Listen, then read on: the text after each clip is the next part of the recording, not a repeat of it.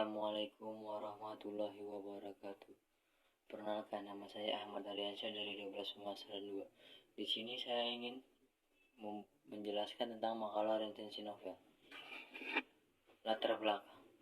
Untuk mengetahui informasi dari sebuah buku, kita dapat memperolehnya melalui membaca resensi buku tersebut. Dalam resensi ini biasanya termuat dalam surat kabar atau majalah.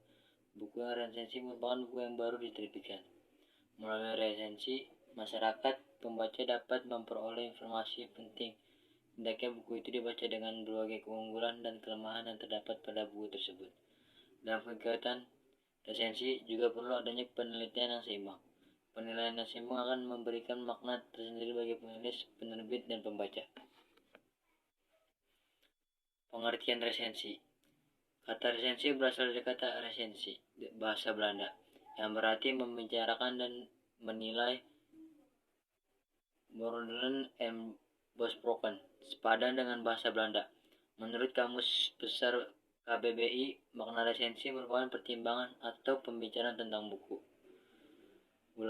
Ulasan buku. Berdasarkan kedua penjelasan tersebut, dapat disimpulkan bahwa resensi merupakan sebuah kegiatan menilai atau menimbang kembali. Tujuan resensi: 1. Membantu pembaca yang belum berkesempatan membaca buku yang diresensi. 2. Mengetahui kelemahan dan kelebihan buku yang diresensi. 3. Mengetahui latar belakang dan alasan buku tersebut diterbitkan. 4. Mengetahui perbandingan buku-buku karya penulis lain yang sejenis. 5. Bagi penulis buku, informasi sangat bermanfaat bagi kreativitasnya. Identitas resensi. Judul buku: Berdamai dengan Diri Sendiri. Penulis: Mutia Saekti. Penerbit: Psikologi Corner. Tanggal penerbit: Oktober 2018. Bahasa Indonesia. ISBN 978-602-659-5973. Tebal halamannya adalah 216 halaman. Isi resensi. Proses kekaguman kita pada orang lain bisa jadi baik, tapi bisa juga tidak baik. Apa sebabnya? Sikap kekaguman yang berlebihan tak urung juga bisa membuat kehilangan jati diri kita yang sesungguhnya.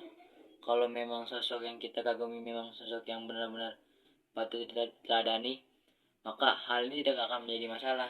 Sayangnya, hal ini akan berbanding terbalik jika figur yang kita idolakan hanya membuat kita sekedar ikut-ikutan saja.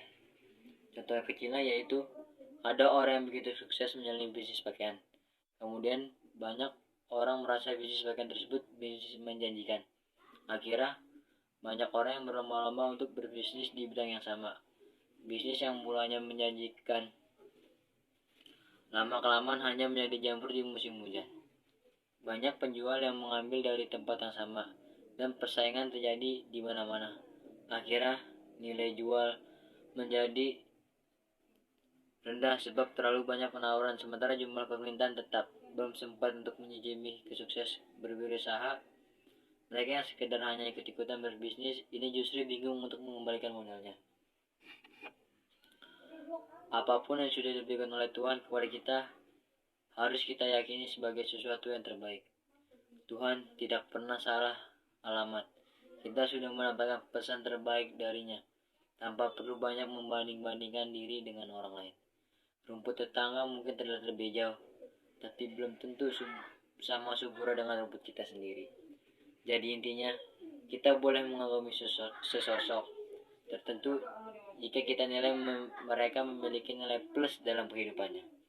Hidup ini sudah ramai dengan konflik di lingkungan keluarga, lingkungan kerja, atau sekolah, pertemanan, komunitas, dan sebagainya. Semua konflik tersebut pastinya memforsir pikiran dan perasaan kita untuk menemukan solusinya. Jika konflik itu dibiarkan menganga, maka masalah-masalah selanjutnya pun hanya sekedar tertimbun tanpa hikmah, apalagi makna. Kebalikannya, lagi segala pikiran negatif yang mendera diri kita menuju ke titik asalah, cari apa yang menjadi penyebabnya dan cobalah untuk menemukan solusinya. Seseorang dinyatakan beranjak semakin dewasa saat ia mulai mampu mengendalikan dirinya agar tidak mudah lari dari kenyataan.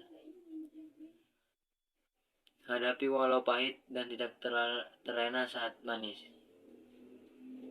Semuanya punya durasi yang pahit dan manis. Sama-sama akan berakhir. Jika kita tidak perlu bersedih saat gagal, kecewa, dan kehilangan, pun kita sebaiknya tidak terlalu senang saat bahagia, bercanda, dan merasa bangga. Semuanya hanya sesaat dan tidak bertahan lama. Mulailah mengenali siapa dirimu sebenarnya. Gali dan temukan kekuatan dirimu yang mungkin selama ini sudah kau kubur dalam-dalam. Alihkan fokusmu yang mungkin sebelumnya terlalu meratapi kesedihan menuju kepada eksplorasi kemampuanmu. Beranilah untuk mengambil keputusan atas pilihan di hidupmu. Mulailah untuk tidak terlalu mempedulikan apa kata orang yang terlalu sering mengintervensi kehidupanmu. Hidup ini kita sendiri yang menjalani. Jika kita terlalu patuh terhadap apa kata orang, saat kita jatuh mereka belum tentu mau akan keputusan yang kita sudah ambil sebelumnya. Maka dari itu, belajarlah teguh untuk mempertanggungjawabkan apa yang sudah menjadi pilihan kita. Dengan demikian, maka kuatlah sudah identitas diri yang melekat dalam hidup kita semua. Keunggulan buku. Keunggulan buku ini memberikan kejelasan bagaimana kita bisa berdamai dengan diri sendiri tanpa mengikuti gaya orang lain atau idola kita. Buku ini juga memberikan cara atau tips bagaimana kita harus bisa berdamai dengan diri sendiri walau ada tantangan yang akan kita hadapi. Buku ini juga memberikan kita pesan moral yang positif untuk diri kita. Kelemahan buku ini, banyak tulisan tidak terlihat karena sebagian tulisan print bentukannya terlalu hitam dan tulisan novel ini tidak terlalu jelas. Ada yang bisa dibaca tulisannya dan ada yang tidak terbaca tulisannya.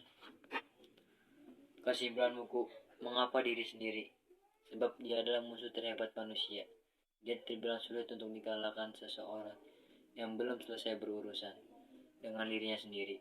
Pastinya sulit untuk bisa peduli dan memberi manfaat untuk lain. Tidak percaya. Banyak yang tidak menyadari bahwa konflik batin adalah permasalahan vital yang sering terabaikan sejauh mana diri kita bisa menerima diri sendiri. Maka sejauh itulah kita bisa berdamai dengan kenyataan.